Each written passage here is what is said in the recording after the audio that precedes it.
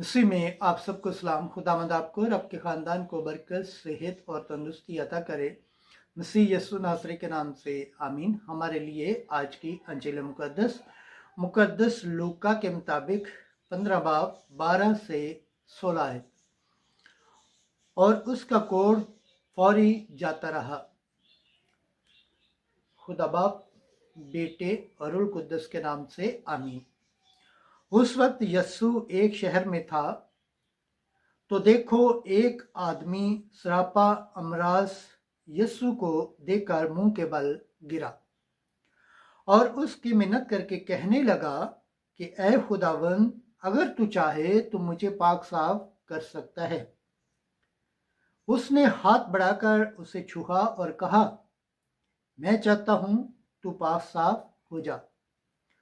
और फौरी उसका कोढ़ जाता रहा और उसने उसे ताकीद की कि किसी से ना कहना, मगर जाकर अपने आप को काहिनों को दिखा और अपने पाक साफ हो जाने की बाबत वो नजर गुजरान जो मूसा ने उनकी गवाही के लिए मुकर्रर की।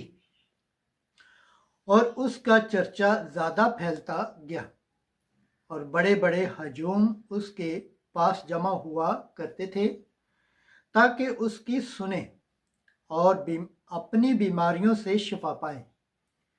पर वो वीरान जगहों में अलग जाकर दुआ किया करता था। अंजील मुकद्दस के वसीला से हमारे गुनाह माफ किए जाएं। एमसी तेरी सताइश हो। खुदावंद के पाक कलाम पढ़े और सुन जाने पर खुदावंद की बरकत हो। खुदावंद का शुक्र हो। आमीन। खुदा बाप, बेटे और रूह कुद्दस के नाम से आमीन। अजीज दोस्तों, आप सबसे गुजारिश है इस चैनल को ज़्यादा से ज़्यादा शेयर करें, लाइक करें, सब्सक्राइब करें और कमेंट्स करें और बेल आइकन को प्रेस करना ना भूलें ताकि हर आने वाली वीडियो का नोटिफिकेशन सबसे पहले आप तक पहुंचे।